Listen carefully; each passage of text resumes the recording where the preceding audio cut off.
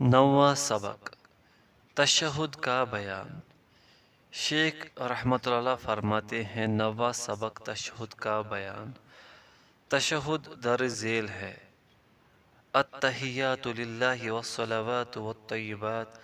अस्सलामु अलैका अय्युहन नबिय्यु व रहमतुल्लाहि व बरकातुहू। अस्सलामु अलैना व अला इबादिल्लाहि स्सालिहीन।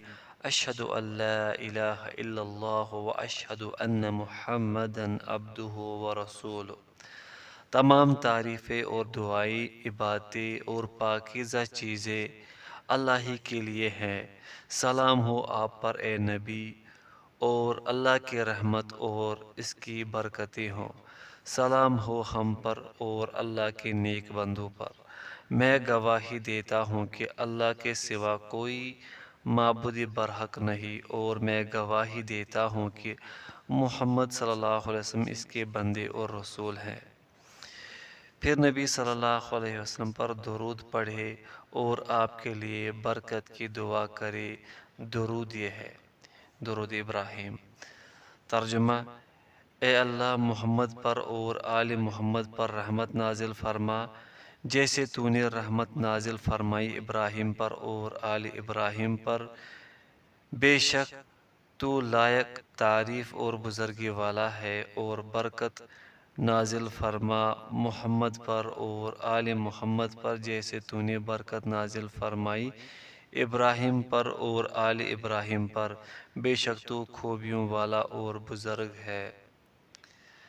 फिर आखिरी तशहुद में अज़ाब जहन्नम और अज़ाब कब्र से और ज़िंदगी और मौत के फितने से और मसीह दज्जाल के फितने से पनाह मांगे। फिर जो दुआ पसंद हो पढ़े, और बिलखुसूस मासूरा दुआएं। इन्हीं मासूर दुआओं में से दर झेल दुआएं भी है। अल्लाहुम्मा अइन्नी अला ज़िक्रिका व शुक्रि व हुस्न इबादतिक। अल्लाहुम्मा इन्नी ज़लमतु नफ्सी ज़ुल्मन कसीरन वला यगफिरुद्दुनूब इल्ला अंत फ़ग़फ़िरली मग़फ़िरतम मिन इंदिका वरहमनी इन्नका अंतल गफ़ूरुर रहीम। ए अल्लाह, अपने ज़िक्र और शुक्र और अपनी बेहतरीन इबादत के लिए मेरी मदद फरमा। ए अल्लाह, मैंने अपने नफ्स पर बहुत जुल्म किया है, और तेरे सिवा कोई गुनाहों को माफ़ नहीं करता। लिहाजा अपनी मेहरबानी से मुझे माफ़ कर दे और मुझ पर रहम फरमा। बेशक तू ही माफ़ करने वाला, रहम करने वाला है। अलबत्ता पहले तशहुद में शहादतैन के बाद ज़ोहर, असर, मगरिब और इशा में तीसरी रकात के लिए खड़ा हो जाएगा, और अगर नबी सल्लल्लाहु अलैहि वसल्लम पर दुरूद भी पढ़े तो अफजल है, क्योंकि इस बारे में वारिद अहादीस आम है। फिर तीसरी रकात के लिए खड़ा हो। शरह: ये दरस शेख रहमुल्लाह तशहुद और दुरूद इब्राहिमी और इनके बाद की नबी करीम सल्लल्लाहु अलैहि वसल्लम से मासूर दुआओं के बारे में लाए हैं कि इनके बाद इंसान को नमाज पूरी करके सलाम से पहले क्या कहना चाहिए। बेशक तशहुद और दुरूद इब्राहिमी के ये अल्फाज और इन चार चार चीज़ों से पनाह मांगना जिनका ज़िक्र आएगा, ये अहम तरीन अमूर है। हर मुसलमान को चाहिए कि वो इन अल्फाज के सीखने का हरीस हो, जैसा कि रसूलुल्लाह सल्लल्लाहु अलैहि वसल्लम से मनकूल है, और फिर इनके मानी को अच्छी तरह से समझे। अत्तहियात के जो अल्फाज मुअल्लिफ़ रहिमहुल्लाह ने यहाँ नकल किए हैं, वो हज़रत अब्दुल्लाह बिन मसूद रज़ियल्लाहु अन्हु की हदीस में वारिद हुए हैं। इसके अलावा अत्तहियात के दीगर अल्फाज भी हैं जिन्हें उलमा ने ज़िक्र किया है, लेकिन इसके सही तरीन अल्फाज यही है जो हज़रत अब्दुल्लाह बिन मसूद रज़ियल्लाहु अन्हु की हदीस में वारिद हुए हैं और मुसन्निफ़ ने यहाँ पर ज़िक्र किए हैं। मुसलमान को चाहिए कि वो मासूर तशहुद सीखे जो कि रसूलुल्लाह सल्लल्लाहु अलैहि वसल्लम से वारिद हुआ है। हज़रत इब्न मसूद रज़ियल्लाहु अन्हु फरमाते हैं कि रसूलुल्लाह सल्लल्लाहु अलैहि वसल्लम ने तशहुद के ये अल्फाज आपको इस हालत में सिखाए कि आपका हाथ रसूलुल्लाह सल्लल्लाहु अलैहि वसल्लम के दोनों हाथों में था, और इस तरह सिखाए जैसे कुरान की सूरत सिखाई जाती है। اس میں کمال اہتمام اور حرص کی انتہا ہے۔ یہ ضروری ہے کہ تشہد کے الفاظ کو انتہائی باریک بینی کے ساتھ ایسے ہی یاد کیا جائے جیسے رسول اللہ صلی اللہ علیہ وسلم سے منقول ہے۔ بعض عوام الناس کی زبانوں پر بسا اوقات کچھ اضافی کلمات یا حروف جاری ہو جاتے ہیں، یا کچھ حروف کم ہو جاتے ہیں، یا پھر اعراب میں فرق آ جاتا ہے اور معنی بدل جاتے ہیں۔ تشہد یہ ہے کہ انسان کہے التحیات للہ۔ تحیات سے مراد تعظیمی کام ہے، جیسے رکوع، سجدہ، تذلل، انکساری۔ یہ تمام امور صرف اللہ کے لیے ہیں، صرف وہی ان کا مستحق ہے، کوئی دوسرا نہیں۔ فرمان الہی ہے، یا ایہا الذین آمنوا ارکعوا واسجدوا واعبدوا ربکم۔ اے ایمان والو، تم رکوع اور سجدہ کرو اور اپنے رب کی بندگی کرو۔ سورۃ الحج۔ یہ تمام امور صرف اللہ کے لیے ہیں، ان میں سے کسی بھی چیز میں اس کا کوئی شریک نہیں، اور نہ ہی کسی عبادت کو اس کے سوا کسی دوسرے کے لیے بجا لانا جائز ہے۔ والصلوات یعنی دعائیں۔ صلات لغت میں دعا کو کہتے ہیں، اور دعا صرف اللہ سے کی جا سکتی ہے، اس کے علاوہ کسی کو نہیں پکارا جا سکتا، اور نہ ہی کسی کے پاس التجا کی جا سکتی ہے، اور نہ ہی سوال میں غیر کی طرف توجہ کی جا سکتی ہے۔ اللہ تعالیٰ کا فرمان گرامی ہے، وَقَالَ رَبُّكُمُ ادْعُونِي أَسْتَجِبْ لَكُمْ۔ اور آپ کے رب نے فرمایا ہے کہ تم مجھ سے دعا کرو، میں تمہاری دعا قبول کروں گا۔ سورہ غافر۔ اور اللہ تعالیٰ فرماتے ہیں، وَإِذَا سَأَلَكَ عِبَادِي عَنِّي فَإِنِّي قَرِيبٌ أُجِيبُ دَعْوَةَ الدَّاعِ إِذَا دَعَانِ۔ اور جب آپ سے میرے بندے میرے متعلق دریافت کرے تو میں قریب ہی ہوں، دعا کرنے والے کی دعا کو قبول کرتا ہوں جب وہ مجھ سے دعا کرے۔ سورۃ البقرہ۔ بسا اوقات صلات سے مراد وہ نماز ہی لی جاتی ہے جس میں رکوع اور سجدہ ہوتا ہے، فرض ہو یا نفل۔ ہر قسم کی نماز صرف اللہ کے لیے ہے، اس میں کسی غیر کا کوئی حصہ نہیں۔ والطیبات یعنی پاکیزہ اقوال اور افعال صرف اللہ کے لیے ہیں، جیسا کہ فرمان الہی ہے، الیہ یصعد الکلم الطیب۔ اسی کی طرف چڑھتے ہیں پاکیزہ کلمات۔ سورہ فاتحہ۔ مومن اپنے اقوال و افعال اور اعمال میں پاکیزہ ہوتا ہے، اس لیے بروز قیامت اہل ایمان کہا جائے گا، سلام علیکم طبتم فادخلوها خالدین۔ سلام ہو تم پر، تم پاکیزہ اچھے رہے، پس داخل ہو جاؤ اس میں ہمیشہ کے لیے۔ والطیبات سے مراد پاکیزہ ایمانی اقوال اور ایمانی افعال ہیں، جو صرف اور صرف اللہ تعالیٰ کے لیے ہوتے ہیں، اور ان سے مقصود فقط اللہ تعالیٰ کی رضا مندی ہوتی ہے۔ بس اللہ تعالیٰ پاک ہے اور صرف پاکیزہ چیز کو ہی قبول کرتے، اور الطیب اللہ تعالیٰ کے ناموں میں سے ایک نام ہے جو اس کے تمام اسماء و صفات کے پاکیزہ ہونے پر دلالت کرتا ہے۔ اس کے تمام نام پاکیزہ ہیں اور تمام کام، اقوال و افعال پاکیزہ ہے سبحانہ و تعالی۔ پھر اس تعظیم و اقرار اور اللہ تعالیٰ کے لیے خضوع کے بعد رسول اللہ صلی اللہ علیہ وسلم پر سلام پڑھا جائے، کیونکہ اللہ تعالیٰ کے دین کی معرفت آپ کے واسطہ اور وسیلہ سے حاصل ہوئی ہے، اور آپ اللہ تعالیٰ اور اس کے متعلق کے درمیان دین پہنچانے کا وسیلہ ہے۔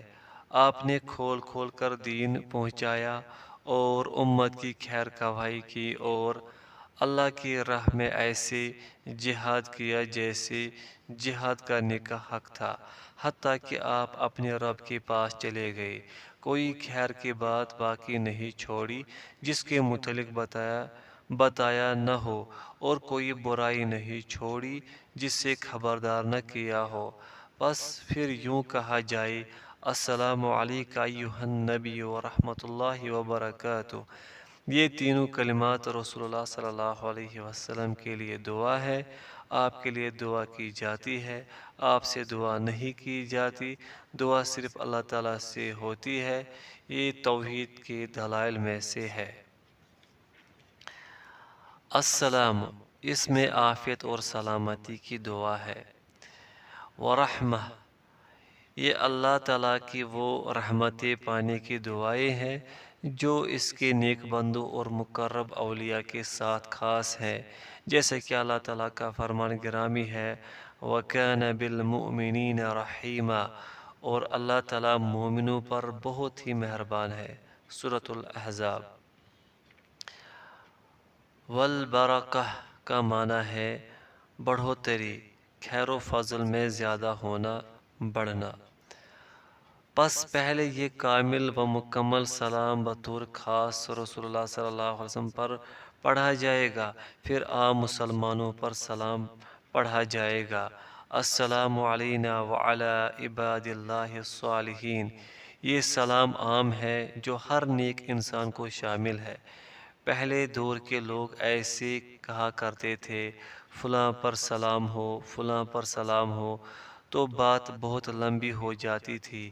اس کے باوجود ان تمام لوگوں کا احاطہ نہ ہو سکتا تھا جن پر سلام کا نام مقصود ہو، تو رسول اللہ صلی اللہ علیہ وسلم نے اس طرف رہنمائی کی کہ اس کی قسم کی باتیں چھوڑ دے اور یوں ایک جامع دعا بتا دی۔ جب انسان یہ دعا پڑھ لیتا ہے تو یہ دعا ہر نیک انسان اور ہر مومن کو شامل ہوتی ہے۔ حضرت عبداللہ بن مسعود رضی اللہ عنہ فرماتے ہیں، ہم لوگ نماز میں اتحیات پڑھتے تھے اور نام لیتے تھے اور ہم میں سے بعض ایک دوسرے کو سلام کرتے۔ رسول اللہ صلی اللہ علیہ وسلم نے یہ سنا تو فرمایا کہو، یعنی اتحیات پڑھا۔ جب تم نے ایسا کر لیا تو تم نے آسمان و زمین میں اللہ تعالیٰ کی ہر صالح بندے پر سلام بھیج دیا۔ بخاری۔ یہ اللہ تعالیٰ کے تمام نیک بندوں کے لیے دعا ہے۔ دعا صرف اللہ تعالیٰ سے ہی ہوتی ہے، کسی غیر سے نہیں۔ یہ بھی توحید کے دلائل و براہین میں سے ہے، جیسا کہ پہلے گزر چکا۔ اشہد ان لا الہ الا اللہ و اشہد ان محمدًا عبدہ و رسولہ، یہ اللہ سبحانہ و تعالیٰ کے لیے اس کی توحید اور نبی کریم صلی اللہ علیہ وسلم کے لیے ان کی رسالت کا اقرار ہے۔ اشہد ان لا الہ الا اللہ کلمہ توحید ہے، اس کا مدلول توحید ہی ہے۔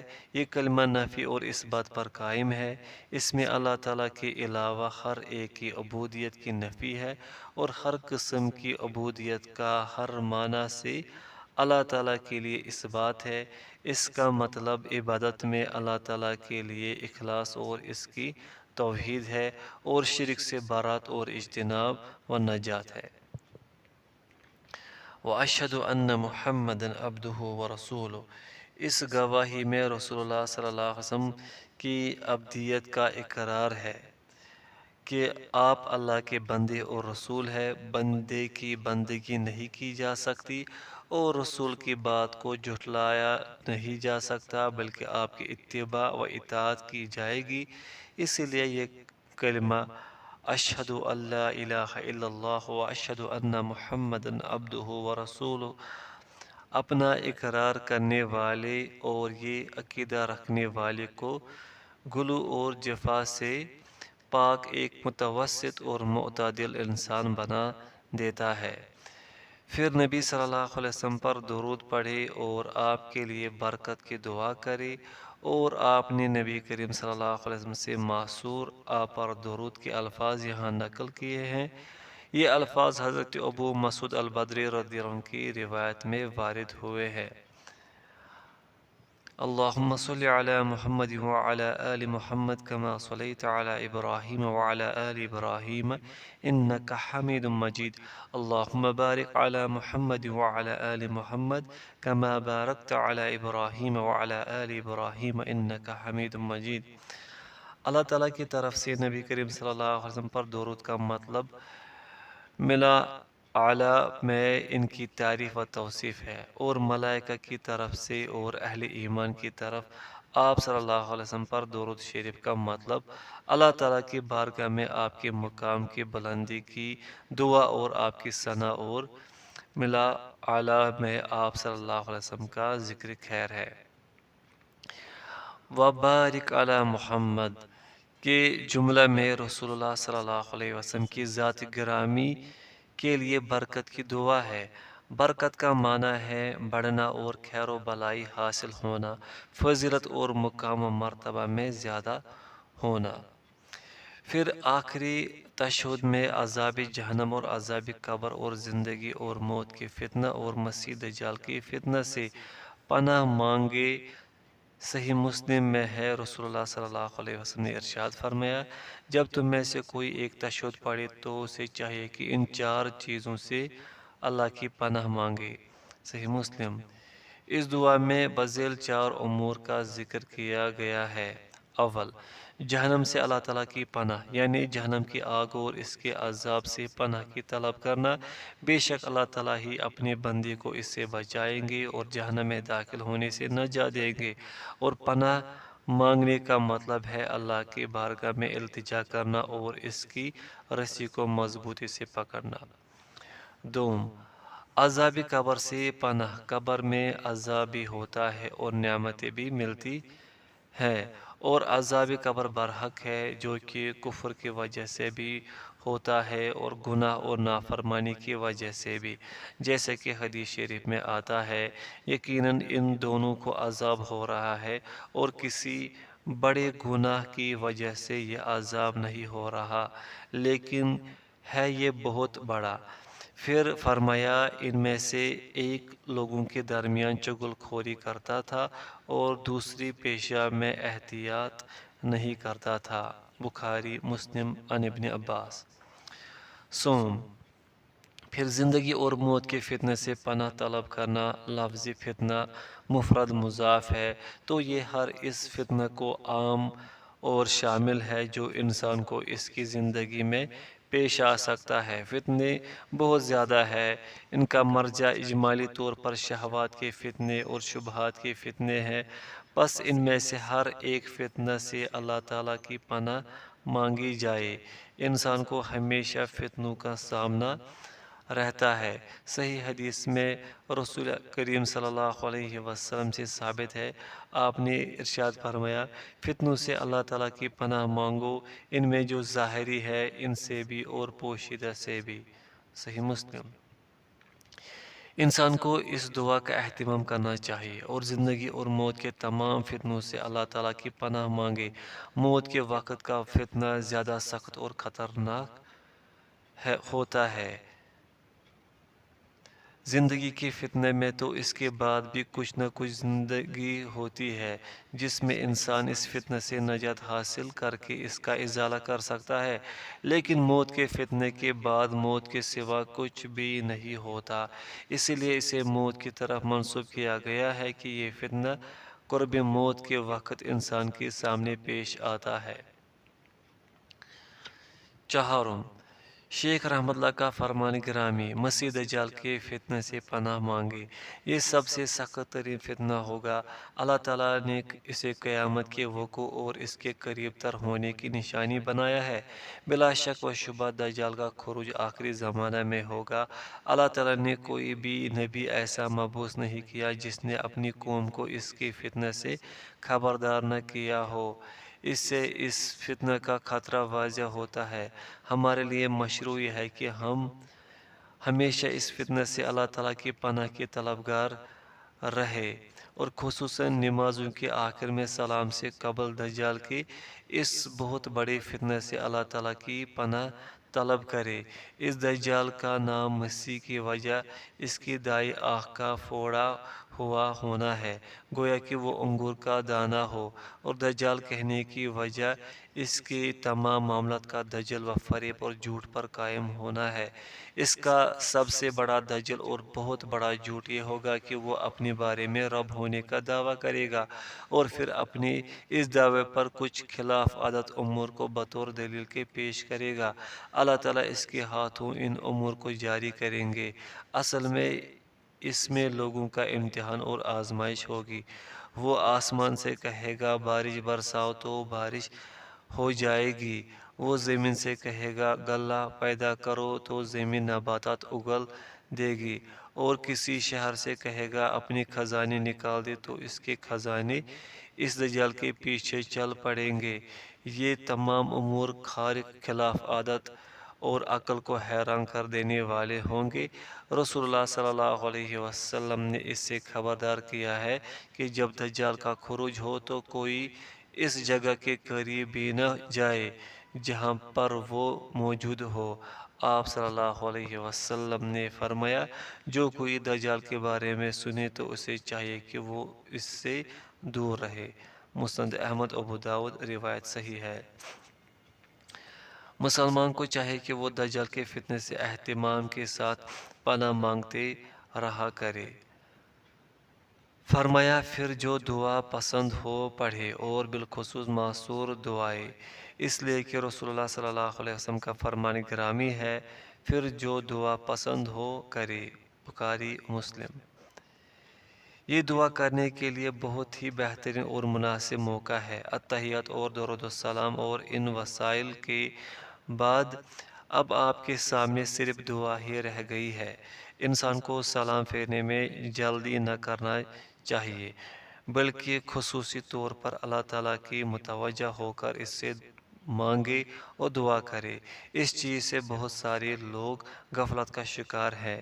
آپ دیکھیں گے کہ کتنے ہی لوگ نفلی نمازوں میں تشہد سے بہت جلد فارغ ہو کر پھر ہاتھ پھیلا کر دعا کرنا شروع کر دیتے ہیں، مگر وہ اس بہترین موقع سے محروم ہو جاتے ہیں جو اصل خزانہ تھا۔ چاہیے تھا کہ تشہد کو لمبا کرے اور پھر جو مرضی چاہے دعا کرے۔ اگر امام تشہد کو طول دے دے تاکہ وہ یہ دعائیں کر سکے تو بعض مقتدی بہت غصہ ہو جاتے ہیں۔ ایک امام صاحب نے بتایا کہ ایک مقتدی نے نماز کے بعد اس سے کہا میں نے آپ کے پیچھے 2 بار تشہد پڑھا لیکن اس کو کس نے یہ کہا کہ 2 بار تشہد پڑھے؟ یہ تو دعا کرنے کے لیے بہترین فرصت کے لمحات تھے تاکہ انسان اللہ تعالیٰ سے دنیا اور آخرت کی بھلائی کا سوال کر سکے، لیکن یہ اپنی جہالت کی وجہ سے اس برکت گھڑی سے محروم رہا۔ بہتر تو یہ ہے کہ جیسا کہ شیخ رحمت اللہ نے فرمایا پھر معصور دعاؤں میں سے جو دعا پسند ہو پڑھے۔ نبی کریم صلی اللہ علیہ وسلم سے بہت ساری دعائیں منقول ہیں جو کہ سلام سے قبل پڑھی جاتی ہیں۔ انسان کو ان کا اہتمام کرنا چاہیے کیونکہ یہ پاکیزہ اور جامع دعائیں ہیں جو اعلیٰ مطالب اور جلیل القدر مقاصد پر مشتمل ہے، اور اگر انسان کچھ خاص دعائیں بھی مانگ لے تو اس میں کوئی حرج نہیں، اس میں کوئی شرعی رکاوٹ نہیں، لیکن نبی کریم صلی اللہ علیہ وسلم سے معصور دعاؤں پر اکتفا کرنا زیادہ اولیٰ، اکمل اور احسن ہے۔ پس انسان کو چاہیے کہ مصنوع دعائیں اہتمام کے ساتھ زبانی یاد کرے۔ پھر شیخ رحمت اللہ نے ان معصور دعاؤں میں سے 2 دعائیں ذکر کی ہے۔ ان میں سے پہلی دعا اللہم اعنی علی ذکرک و شکرک و حسن عبادتک، اے اللہ اپنے ذکر اور شکر اور اپنی بہترین عبادت کے لیے میری مدد فرما۔ یہ دعا حضرت معاذ بن جبل رضی اللہ عنہ والی روایت میں ثابت ہے۔ رسول کریم صلی اللہ علیہ وسلم نے فرمایا معاذ اللہ کی قسم میں تم سے محبت رکھتا ہوں اور تمہیں وصیت کرتا ہوں کہ ہر نماز کے بعد یہ دعا پڑھنا نہ چھوڑنا۔ یعنی یہی دعا۔ ترجمہ یا اللہ تو میری مدد فرما اپنا ذکر کرنے، اپنا شکر کرنے اور اچھے طریقے سے عبادت کرنے پر۔ یہ روایت صحیح ہے۔ احمد، ابو داؤد، نسائی، صحیح الالبانی۔ اس سلسلے میں ایک قاعدہ یاد رکھے، جتنی بھی دعائیں ہیں وہ سلام سے پہلے ہیں اور سبھی اذکار سلام کے بعد ہیں۔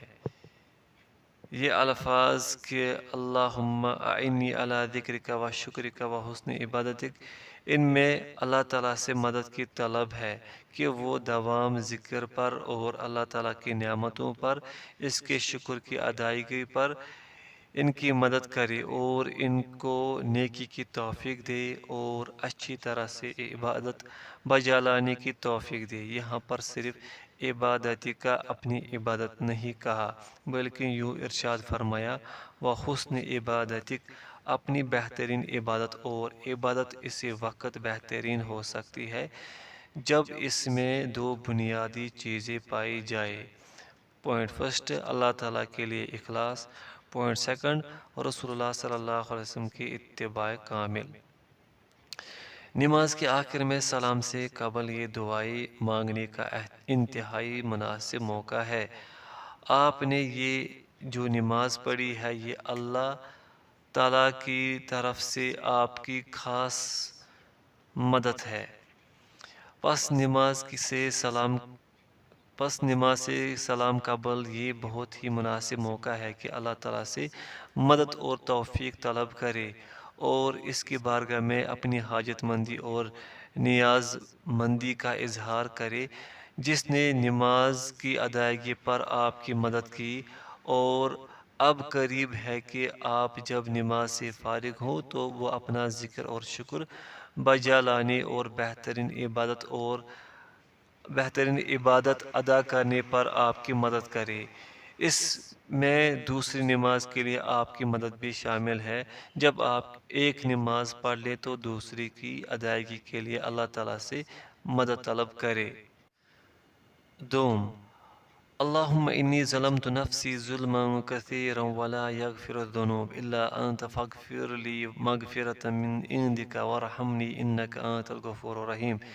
یا اللہ، میں نے اپنے نفس پر ظلم کیا، بہت ظلم، اور تیرے سوا کوئی گناہ معاف نہیں کرتا، لہٰذا اپنی مہربانی سے مجھے معاف کر دے اور مجھ پر رحم فرما، بے شک تو ہی بخشنے والا مہربان ہے۔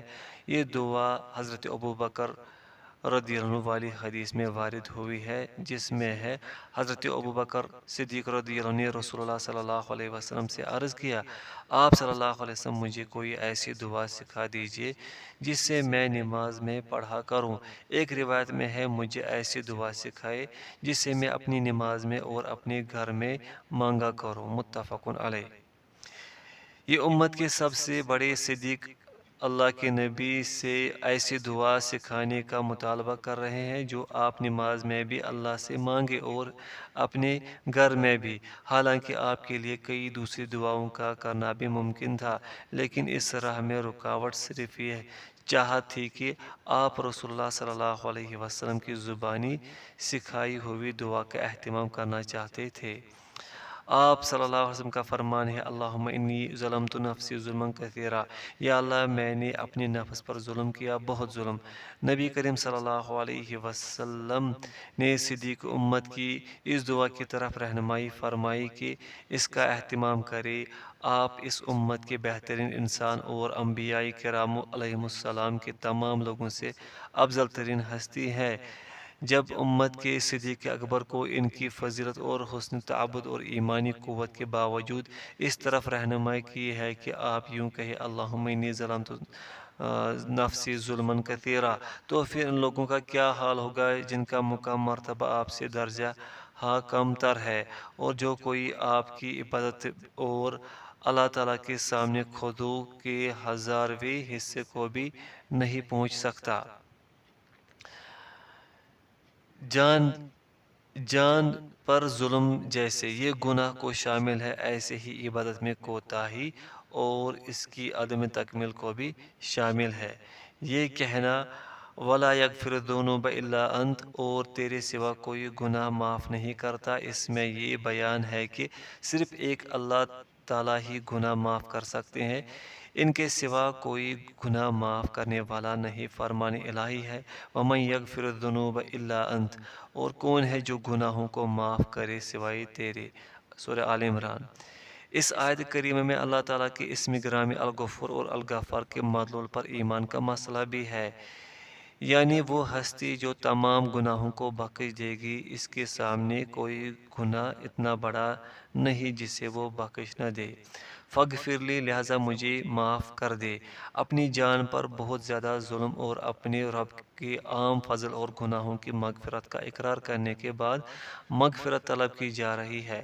فاغفر لی مغفرۃ من عندک، لہٰذا اپنی مہربانی سے مجھے معاف کر دے، یعنی مجھ پر اپنا فضل و احسان فرما دے جو تیرے طرف سے اس پیکر عجز و نیاز پر فضل و کرم اور احسان و انعام ہوگا۔ ورحمنی، اور مجھ پر رحم فرما۔ اس میں اللہ تعالیٰ سے کامیابی اور کامرانی پانے اور اس رحمت کے حصول کی دعا ہے جو اس کے اہل ایمان بندوں کے ساتھ خاص ہے۔ انک انت الغفور الرحیم، بے شک تو ہی بخشنے والا مہربان ہے۔ یہ اللہ تعالیٰ کی بارگاہ میں دو عظیم اور مبارک اسماء گرامی الغفور الرحیم کے وسیلہ کی پیشی ہے۔